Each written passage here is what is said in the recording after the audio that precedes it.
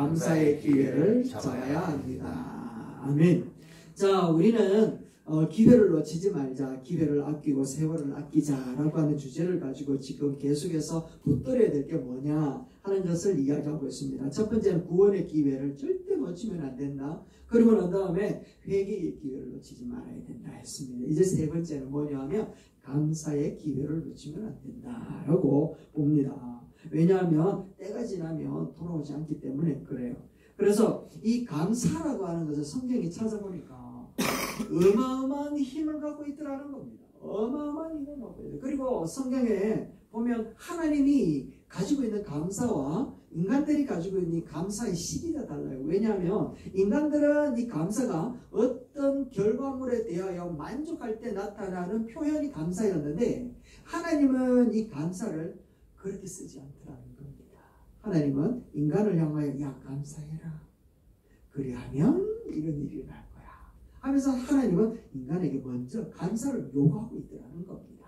자, 그래서 우리 성도들에게 있어서 이 감사라고 하는 부분들을 어떻게 그러면 접근하고 우리가 놓치지 말아야 될 것인가 하는 것을 생각하다가 마지막 때가 되어지면 어떤 현상이 나타나는지에 대하여서 성경에는 정확하게 얘기를 하고 있어요. 자, 디모데후서 3장 2절 말씀입니다. 같이 한번 읽어봅시다. 시작. 사람들이 자기를 사랑하며 돈을 사랑하며 자랑하고 교만하며 비방하며 부모를 거역하며 감사하지 아니하며 거룩하지 아니하며 뭐한대요? 감사하지 않는데요. 자기는 너무 사랑한대요. 돈도 너무 사랑한대요. 그런데 감사는 안 한대요. 당연하게 여긴대요. 어떤 일에 대하여 땀을 내가 수고해서 얻었으니까 이거는 당연하게 내가 누려야 될 권리로 생각한대요. 그래서 마지막 때가 되어지면 감사하는 사람이 점점 줄어듭니다. 그래서 성경을 보니까 이 감사하는 사람이 지혜로운 사람이다. 그런데 감사를 놓쳐버리고 하지 못하는 사람은 참 어리석은 사람이다 라고 얘기를 하고 있다는 겁니다.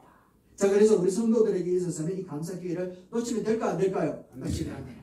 그래서 이 감사를 붙들므로 하나님 앞에서도 지혜롭고 이 땅에서도 복된 우리 성도님들 되시기를 주의 이름으로 축원합니다. 아멘. 자, 그렇다면 감사에 숨겨놓으신 하나님의 비밀스러운 게 무엇이 있길래 하나님이 이렇게 감사하라고 말씀하시는가? 첫 번째는요, 읽어봅니다. 시작. 감사는 사람이 아름다워 보이고 사랑을 받습니다. 아멘. 감사는요, 사람이 다르게 보여요.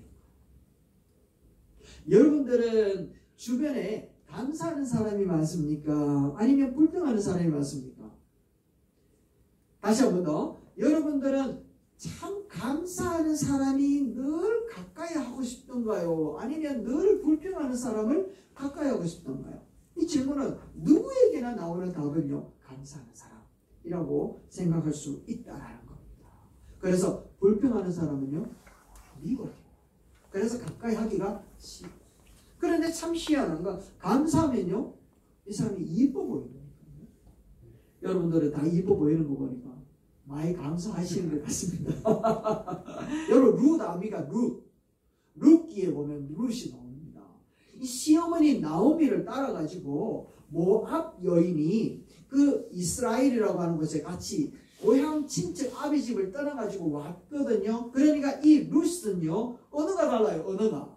또 그리고 피부색이 달라요. 살아가는 문화가 다르고 생각이 달라요. 그러니까 동네에서는 왕따 아닌 왕따의 이 입장이 처할 수밖에 없었어요. 왜냐하면 유대인들 같은 경우에는 특별히 이방인들은요, 굉장히 미워해요. 굉장히 싫어하거든요. 아예 자체를 싫어한단 말이죠. 그런 가운데서 이 모압 여인이었던 룻이 왔단 말이죠. 그런데 어머니하고 왔으니까 먹고 살기가 불편하다, 힘들잖아요. 그래서 동네 어떻게 할 수 있는 방법이 없어가지고 먹고 살기 위해서 밖에 나갔는데, 그 동네의 최고의 유지였던 보아스라고 하는 그 사람의 밭에 가가지고 떨어진 이삭을 이렇게 막 주워가지고 먼지 털고 모래 털고 이래가지고 집에 가 밥을 해먹고 이렇게 살았대. 이런 삶의 모습을 보았던 보아스가 이 룻을 바라보면서 하는 말이 정말 정말 기똥찬 말을 합니다. 다른 사람들은 이방인이다, 모함 여인이다 라고 이야기를 하면서 이 사람을 좀 터부시하고 왕따시켰는데 보아스가 어떻게 이야기를 했는지 한번 보실까요? 봅시다. 이렇게 이야기합니다. 시작. 보아스가 룻에게 이르되 내 따라 들으라. 이삭을 주우러 다른 밭에 가지 말고 여기서 떠나지 말고 나의 소녀들과 함께 있으라. 아멘. 뭐라고 이야기를 해요? 네? 딸아. 희한하죠. 왜 이 사람이 딸이라고 이야기를 했는지 모르겠는데 뒤에 보니까 그 이유가 나와요. 다른 사람들은 보아스라고 하는 이 사람 집에서 곡식이 떨어진 것을 줍는 사람이 한두 명이 아니었을 거란 말이죠. 여기 보니까 이 나의 소녀들과 함께 있으라라고 하는 거 보니까 다른 소녀들도 되게 많이 있었는 것 같아요. 그런데 이 사람들 중에 그 누구도 이 룻처럼 반응한 사람은 아무도 없었어요. 보세요. 뭐라고 이야기하는가 하면 이렇게 이야기합니다. 룻이 시작. 룻이 엎드려 얼굴을 땅에 대고 절하며 그에게 이르되 나는 이방 여인이거늘 당신이 어찌하여 내게 은혜를 베푸시며 나를 돌보시나이까. 감사합니다. 고맙습니다. 하면서 무릎을 팍 꿇고 머리를 조아리면서 보아스를 향하여 이야 당신이 어떤 사람인데 내한테 이렇게 베푸십니까? 너무 고맙습니다. 라고 하면서 보아스한테 딱 부복을 하더라는 겁니다. 그 누구도 보아스한테 감사합니다라고 하는 말을 한 적이 없었어요. 부자가 이렇게 베풀어 주는 게 뭐 당연한 거지 라고 얘기하는 겁니다. 성경에도 이야기해 놓는 걸 하는 건데 뭐 내가 얻는데 뭐 잘못된 게 있나? 떨어진 이삭을 주워 먹었지 뭐 내가 언제 곡식을 따서 먹었냐? 당연시 여겼다라는 겁니다. 이삭이 떨어뜨려 놓으라고 그래서 성경 말씀대로 떨어뜨려 놓고 쟤네들은 하나님의 복을 받고 나는 그 떨어뜨린 것을 먹었으니까 당연하지. 누구도 룻처럼 감사합니다 고백한 사람. 그러니까 이 보아스의 눈에는요, 이 룻이라고 하는 사람이 모압 여인이었고, 그 이제 과부였고, 이제 볼품이라고 하는 하나도 없었는데도 불구하고 이 여인이 마음에 들었던 거예요. 이뻐 보였다니까요. 아름다워 보였고, 다르게 보였다니까요. 다른 사람은 다 왕따시키고, 다른 사람을 외면하고, 다른 사람은 무시하는 사람이었는데, 감사한 마음을 가지고 표현하는 이 여인을 보아스는요 너무너무 좋아했다. 그래서 결혼을 했는데 그로 인하여 다윗이라고 하는 왕이 오기 시작하고 예수 그리스도가 오기 시작했다는 말이겠습니까? 여러분 감사는요 사람의 마음을 바꾸는 거예요. 사람의 안목을 바꾸는 거예요. 여러분 내가 외면적으로 내가 스펙이 좀 약하고 내가 가진 게 좀 없고 그래서 그 사람들이 날 좋아하지 아니한 것 같은 그런 피해의식이 빠질 것이 아니라 내가 감사함으로 말미암아 그 사람들이 나를 이쁘게 볼 수 있도록 여러분 감사하는 사람 되기를 제 이름으로 축원합니다. 아멘. 하나님도 그러시더라는 거예요. 하나님도 우리를 보고 감사하는 사람을 이쁘고 하나님께서 감사하기를 주의 이름으로 축원합니다. 자, 두 번째 감사하는 것이 사람의 마음만 변화시켜 놓는 것이 아니라 우리 환경도 변화시켜. 두 번째 뭐라고요? 시작. 감사하면 흑암과 두려움이 물러야 합니다. 아멘. 살다 보면 우울할 때도 있고 힘들 때도 있잖아요. 여러분 중에 문제 없는 사람이 아무도 없는 줄 압니다.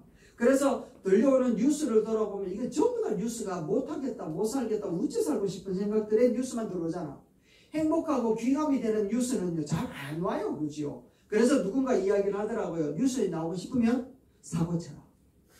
그죠? 그런데 우리가 아무리 선한 일을 하더라도 뉴스에는 안 나오더라. 라고 얘기를 하고 있는 게 참 아이러니한 부분인데요.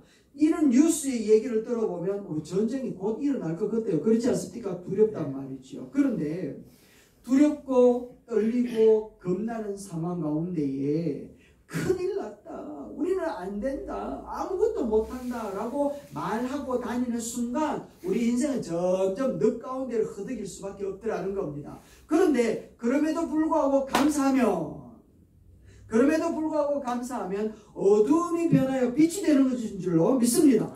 우리들의 마음이 우울한 것에서 벗어나서 밝음으로 인도하여 주는 놀라운 능력이 감사함에 있더라는 거죠. 자, 이 증거가 어디에 있는가 하면 여호사밧이라고 하는 왕이 있었어요. 여호사밧 왕이 이제 그 왕으로 되어진 지 얼마 안 되었는데 그 지역에 있었던 연합군들이 4개의 나라가 연합이 되어가지고 이 여호사밧을 공격하러 들어온 겁니다. 칼날을 들고서 말을 타고 전차를 가지고 공격해 들어오는 겁니다. 그러니까 이 왕의 입장에 있어서는 이 대적들을 대적해야 되는데 대적할 만한 힘이 없어요. 이제 다 죽었다. 큰일 났다. 우리는 이제 끝이다. 라고 생각하는데 그래서 이제 왕하고 그 장군들하고 모여가지고 전략회의를 했지 않았겠습니까? 전략회의를 다 하고 난 다음에 왕이 벌떡 일어나고 하는 말이 좌지는 누가 맡고 우지는 누가 맡으며 우리의 공격과 선봉은 누가 서라 라고 하는 말을 기대했는데 아이쿠야 이 여호사밧이 떠났어요. 암만 생각해도 미쳤어요. 뭐라고 이야기를 하는가 하면 지금부터 장군들은 찬양을 해야지 됩니다. 감사해야 됩니다. 우리 장군들만 찬양하고 감사할 뿐만 아니라 백성들을 향하여서도 찬양대를 만들어서 여호와께 감사하세 여호와를 찬양하세 라고 하는 것을 우리가 고백해야 됩니다 라고 이야기를 하더래요. 미쳤죠? 장군들이 뒤로 뒤집어집니다. 이게 무슨 일입니까? 이게 무슨 일입니까? 그런데 왕이 그렇게 이야기를 했으니까 안 할 수는 없잖아요. 그래서 사람들이 모여서 얘기하는 거예요. 역대하 20장 봅시다. 시작. 백성과 더불어 의논하고 노래하는 자들을 택하여 거룩한 예복을 입히고 군대 앞에서 행진하며 여호와를 찬송하여 이르기를 여호와께 감사하세 그의 인자하심이 영원하도다 하게 하였더니 미쳤죠. 도무지 우리 생각으로는 이게 이해가 안 되는 거잖아요. 어처구니가 없잖아요. 그런데 어떤 결과가 나타난 줄 압니까? 22절 말씀 시작. 그 노래와 찬송이 시작될 때 여호와께서 복병을 두어 유다를 치러 온 암몬 자손 모압과 세일산 주민들을 치게 하심으로 그들을 패하였으니 할렐루야. 하나님이 이렇게 일을 하시더라는 겁니다. 여러분 감사가 우울한 것을 더 침울하게 만드는 것이 아니라 감사는 우울한 것 가운데서 승리하게 만드는 것인 줄로 믿습니다. 아멘. 우리 앞에 놓여있는 형편과 상황들이 내 힘으로 도저히 못한다 싶으면 바로 그 순간 우리가 할 수 있는 유일한 방법, 최고의 방법이 무엇인가 하면 여호와께 감사하세 그의 인자심이 영원하도다 라고 하는 이 고백이 하나님을 일하게 만드는 줄로 믿습니다. 아멘. 불리한 상황, 나쁜 여건, 악한 조건 가운데에 불평하고 불만 가진들 그게 변화가 되겠습니다. 위로가 되냐? 안 되잖아요. 그런데 여호와께 감사했더니 상황이 달라집니다. 상황이. 원망하거나 화를 내면 하나님도 일하신다 안 하신다? 안 하신다. 한번 합시다. 감사는 하나님도 일하신다. 다시요. 감사는 하나님을 일하게 한다. 아멘 아멘. 맞습니까? 두려움이 변하여 하나님의 능력을 경험하게 만든단 말이죠. 하나님이 주시는 놀라운 변화를 맛볼 수 있게 되어진다는 것을 이야기하는 겁니다. 그래서 여러분 감사라고 하는 것은 두려운 환경을 뚫고 승리의 세계로 우리를 인도하는 줄로 믿습니다. 믿을 수 있게 되기를 주의로 축원합니다. 아멘. 아멘. 그래서 감사라고 하는 부분들 이 부분들을 우리가 놓치면 안 돼요. 여러분 감사는 한번 찾아봐요. 누군가는요 장미꽃을 탁 보면서 이렇게 이쁜데 어째 이래 가시가 있노 라고 하면서 참 한숨을 내쉬는 사람이 있어요. 그런데 어떤 사람은요 탁 봐도 이야 가시줄기에 이렇게 이쁜 꽃이 필 수 있나 라고 이야기를 하더라는 겁니다. 여러분 우리들의 삶의 모습도 이게 훈련되어지지 않으면 언제나 우울한 모습, 비판적인 모습, 비관적인 모습을 바라보는 건 우리는 습관화되어 있단 말이에요. 습관화되어 있어요. 그래서 우리 자꾸 우리들의 습관을 바꿔야 돼. 감사거리들을 찾아야 돼. 감사거리를 찾을 수 있게 되기를 주의 이름으로 축원합니다. 아멘 아멘. 다니엘이 하나님 앞에 기도를 하는데 주변 사람들이요 그게 싫었던 거예요. 다니엘이 총리로 있는 게 그렇게 싫었던 거예요. 그래서 사람들은 다니엘을 그 총리 자리에서 끌어내고 죽여버리려고 계획을 하는 겁니다. 왕 외에 다른 신에게 절하면 죽이게 하소서 사자굴에 던져버리세요 라고 하면서 왕도 전부 다 같이 전국에다가 다 공문서를 내린 거 아니겠습니까? 그런데 다니엘은요 걸리면 죽는다는 것을 알고도 그는 어떻게 했는가 하면 한번 보세요. 시작. 다니엘이 이 조서에 왕의 도장이 찍힌 것을 알고도 자기 집에 돌아가서 밑방에 올라가 예루살렘으로 향한 창문을 열고 전에 하던 대로 하루 3번씩 무릎 꿇고 기도하며 그의 하나님께 감사하였더라. 할렐루야. 이거는 하나님 감사합니다, 감사합니다, 감사합니다. 이거 말이 안 되는 거예요. 이게 무슨 강심장이냐고 말이죠. 내일 당장 걸리면 죽을 거 뻔히 아는데도 불구하고 올라가서 감사합니다.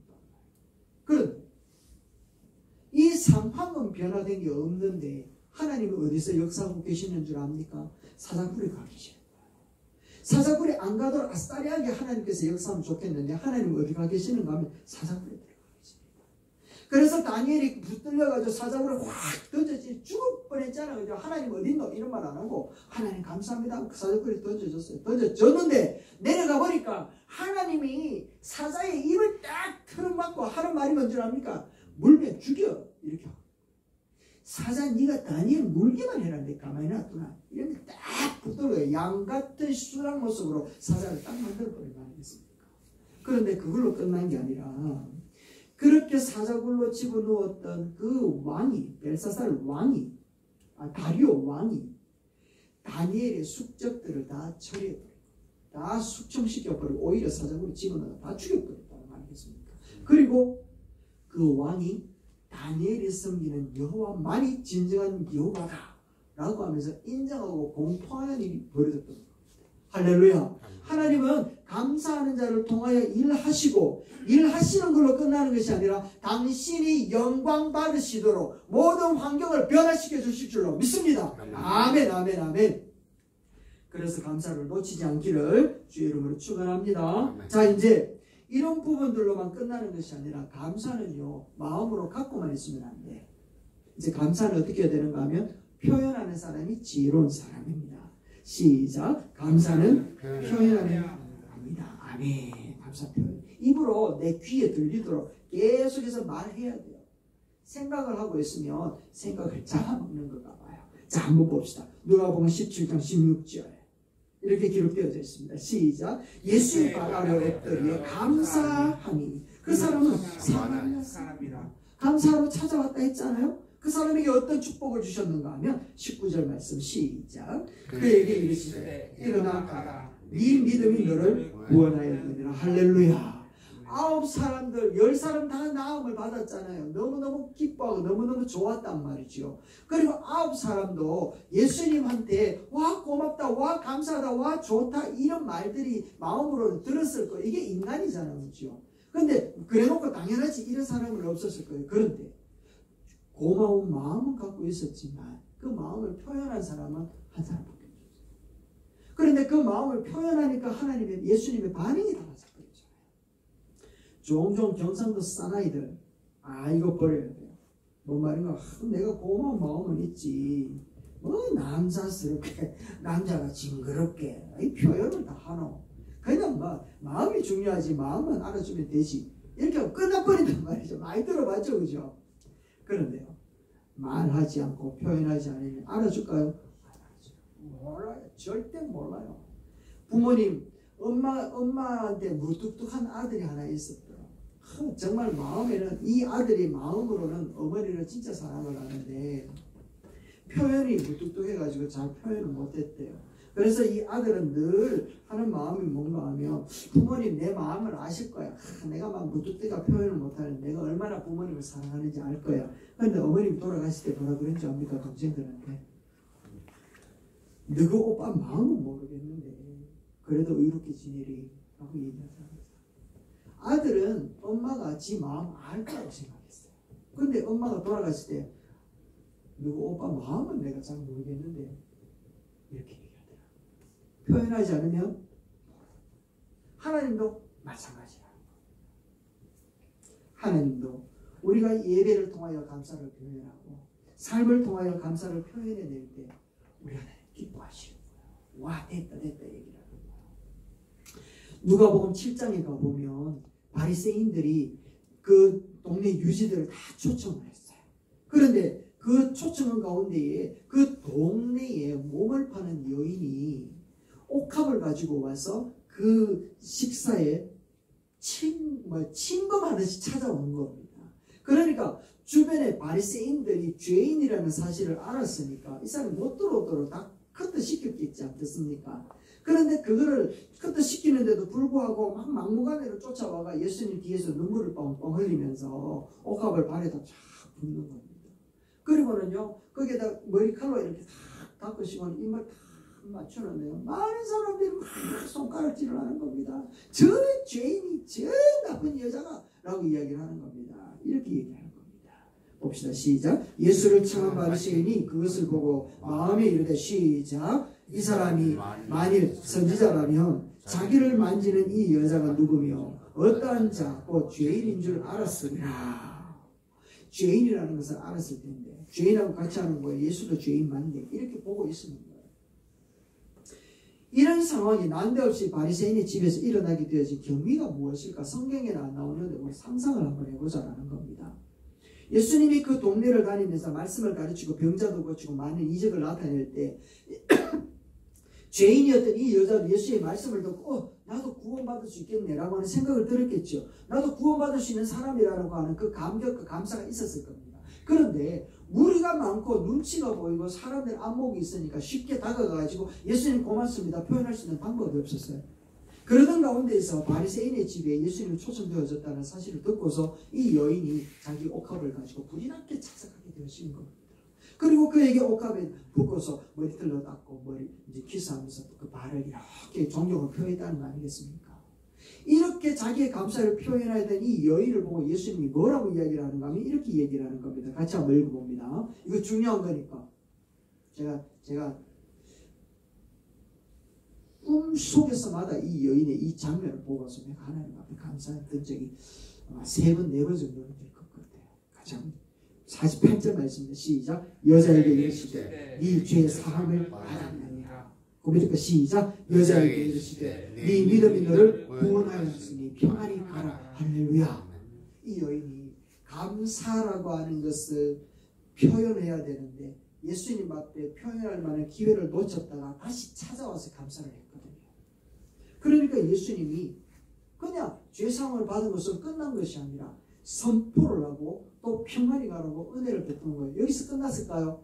아니요, 안 끝났어요. 더 엄청난 메시지 주시는데 다음 말씀을 시작. 내가 진실로 너희에게 이르노니 온 천하에 어디서든지 이 복음이 전파되는 곳에는 이 여자가 행한 일도 말하며 그를 기억하라 하시니라. 할렐루야. 감사를 표현한 이 여자 이름도 무엇인지 모르지만 이 몸을 파는 여자였음에도 불구하고 2000년이 지난 지금까지도 이 여자가 했는 일과 이 여자의 모습을 기억하게 해라 라고 하는 엄청난 축복을 내리고 있다.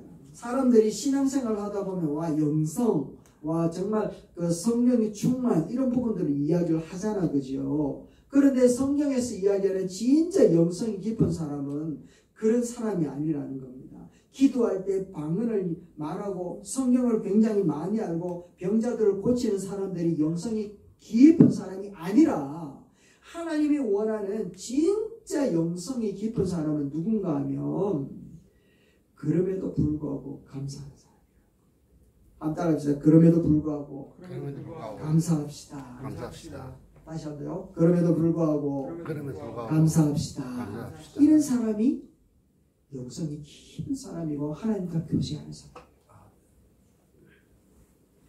모든 것을 잃어버리고 몸도 아프고 사람에게 비난받고 자식들이 잘 풀리지 않음에도 불구하고 감사하는 사람이 진짜 영성 있는 사람이라는 겁니다. 이 사람이 누구라고요? 욥이라는 욥이라고 하는 사람이 전부 다 하나님을 비방해라 죽어라 라고 얘기를 하지만 그는 하나님을 향하여 뭐라고 이야기하는가 하면 여호와의 이름을 찬송받으실지어다 라고 하면서 그의 고백이 하나님 앞에 감사를 멈추지 않더라. 그러니까 누구를 녹여버려요? 사탄도 녹여버리잖아요. 하나님을 감격시켜버린단 말이죠. 그래서 우리는 이 사람이 진짜 영성 깊은 사람이다 라고 이야기를 하는 겁니다. 그래서 다니엘 같은 경우에도 사자굴에 죽을지언정 그럼에도 불구하고 기도한 사람이었고 바울과 실라 같은 경우에도 그럼에도 불구하고 하나님 앞에 감사하고 아시아 같은 경우에도 그럼에도 불구하고 감사하고 여러분들이 내가 앞에 보면 참 여러분 감사하라고 합시다. 한 번 더 해봅시다. 건강해도 감사. 그렇지. 아파도 감사. 돈을 잘 벌어도 감사. 돈을 잃어버려도 감사. 사람이 나를 칭찬해도 감사. 나를 향해 조롱해도 감사. 아멘 아멘. 이게 바로 용서 깊은 모습입니다. 마지막 한 구절 말씀 읽고 말씀을 마치겠습니다. 하박국 말씀입니다. 이 말씀은요 우리가 정말 마음에 다지면서 그렇게 생각했으면 좋겠어요. 이 고백을 하게 되어진 상황을 배경을 쭉 읽어보면 너무너무 가슴이 아파요. 적군들이 쳐들어오는 상황에서 뼈가 마를 정도로 하는 겁니다. 피가 마를 정도로 답답한 상황에 나는 끝났다라고 모든 사람들이 고백하지만 나는 이렇게 찬양하겠습니다 하며 고백했던 거거든요. 우리 이 고백이 나의 고백이 되기를 소망하는 마음으로 한번 읽고 제가 기도로 마치겠습니다. 시작. 비록 무화과 나무가 무성하지 못하며 포도나무에 열매가 없으며 감람나무에 소출이 없으며 밭에 먹을 것이 없으며 우리의 양이 없으며 외양간에 소가 없을지라도 나는 여호와로 말미암아 즐거워하며 나의 구원의 하나님으로 말미암아 기뻐하리로다. 아멘.